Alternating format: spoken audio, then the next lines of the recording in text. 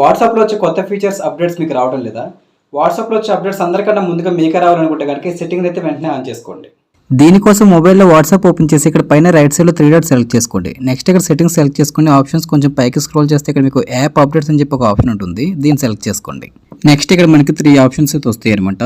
వీటిలో ఫస్ట్ ఇది auto update WhatsApp. ఇది ఆఫ్లో ఉండటం వల్ల మనకి వాట్సాప్లో అప్డేట్ వస్తే కనుక మనం అప్డేట్ చేసే వరకు కూడా అది ఆటోమేటిక్గా అప్డేట్ అయితే అవ్వదనమాట.